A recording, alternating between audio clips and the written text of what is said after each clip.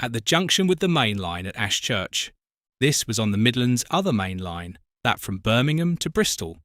It was a double junction as, in addition to the line through Tewkesbury which we have just seen, it was the point where an alternative route diverged for Birmingham via Evesham and Redditch. A 264 tank, the regular motive power on the line, awaits the passing of an express on the main line. The tank will have a far easier task than the express, which has to climb one of the most formidable obstacles on Britain's railways, the Licky Bank. It's really quite surprising that the Midland Railway, with its predilection for small engines, had the steepest mainline gradient in the country.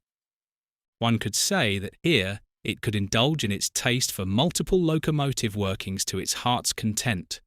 However, breaking with tradition, the Midland built the largest engine in the country, the legendary 010, nicknamed Big Bertha, seen here at the back of the 060 powered freight. It was built specifically for banking duties on the Licky, but in 1956 it was withdrawn and replaced by a British Railway Standard Class 9F. Number 92079 was allocated to Bromsgrove Shed in that year and joined a clutch of LMS Standard Jintie shunters, which had supplemented Big Bertha. They were also to be supplemented and replaced by a number of Great Western-designed Class 9400 pannier tanks by the end of the decade. An example of British Railways transferring locomotives from their native regions. To service the banking engines, at the foot of the incline, there was a network of holding sidings and locomotive facilities, including a coaling stage and water cranes. The shed itself was located on the other side of the line behind the southbound platform of Bromsgrove Station, a few hundred yards to the north of these sidings. The departure of a northbound express is seen here as a rebuilt Royal Scot prepares for its assault on the Licky after pausing to receive assistance from two panniers. As it passes through the station, it crosses a Bristol-bound express headed by a Jubilee, number 45694 Bellerophon. One fascinating aspect of banking at Bromsgrove was the way the tail end Charlie would race to catch up with the departing train, although, in most cases, the bankers would buffer up before the train set off. Whilst uphill trains used the platform road, Bristol-bound ones had a through road. There were holding sidings for trains in either direction. The Lion Air found its Midland's tank-coupled predecessor was adequate on its own for many semi-fasts or the like of expresses, as its power was nearly equivalent to a pair of tanks at 39,667 pounds tractive effort.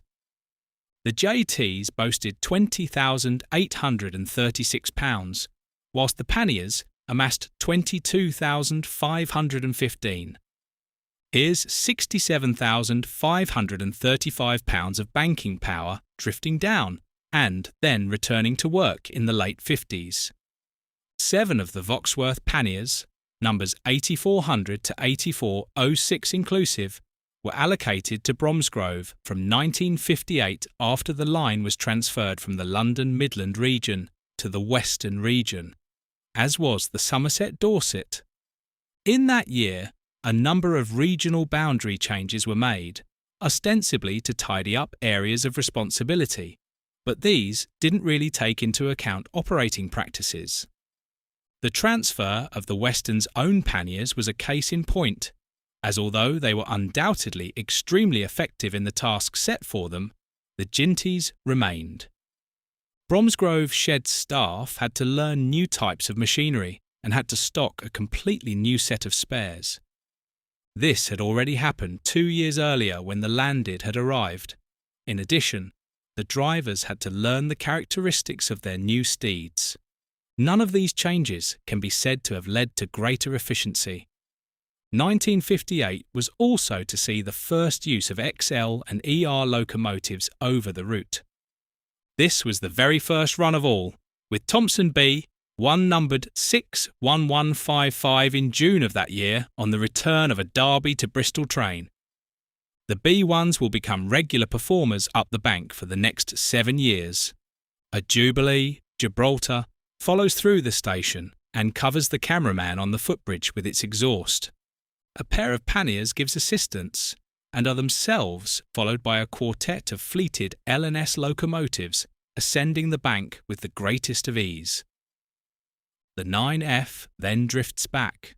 92079 was the regular engine and had a cutout on its tender top to ease hand coaling at Bromsgrove's crude coaling stage.